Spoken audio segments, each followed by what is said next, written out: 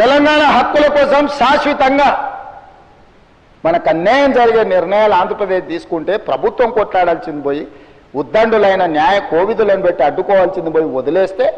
ఒక సామాన్యమైన పాలమూరు రైతు నేషనల్ గ్రీన్ ట్రిబ్యునల్లో కేసు వేసి స్టే తీసుకొస్తే పర్యావరణ అనుమతులు ఇవ్వని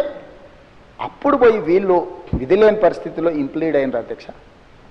నేను ఒక మాట గుర్తు చేయదలుచుకున్నాను అధ్యక్ష చాలా మాట్లాడిండ్రు ఉండుంటే బాగుండేది నేను అడుగుండేవాడిని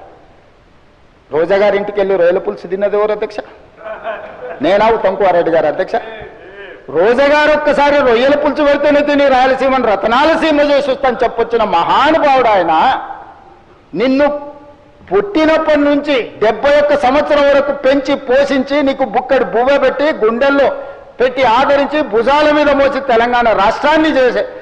రాష్ట్రానికి ముఖ్యమంత్రిని చేసి 2009లో కరీంనగర్ జిల్లా నుంచి వలస వచ్చి మహబూబ్నగర్కు బతకడానికి వచ్చి ఒక్క ఓటేయని మహాప్రభు అంటే నిన్ను ఎంపీగా గెలిపించి మా గుండెల్లో పెట్టుకొని చూసుకొని మేము పల్లకీలో మోసి పార్లమెంటుకు పంపిస్తే మా గుండెల మీద తంతవా ఇది నీ నీతి నీ జాతి నువ్వు వచ్చి ఇక్కడ వచ్చి మమ్మల్ని తప్పుపడతావా రొయ్యల పులుసు తిన్నందుకే అంత విశ్వాసం చూపిస్తావు ఒక్కసారి రోజమ్మ పెట్టిన రొయ్యల పులుసుకి నిన్ను మోసినందుకు 2009లో నిన్ను పల్లకీలో మోసి పార్లమెంట్లో పంపించినందుకు మా పాలమూరు జిల్లాకి ఏం చేసినావు పార్లమెంట్లో నోరు లేకపోయినా పార్లమూరులో ఊరు లేకపోయినా నిన్ను పార్లమెంటు సభ్యుడిగా మేము ఎన్నుకొని నీకు రాజకీయ భిక్ష పెడితే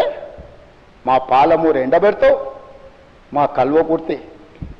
ఎడారిగా మారుతుంది మా భీమా నెట్టంపాడు కోయిల్ సాగర్ మా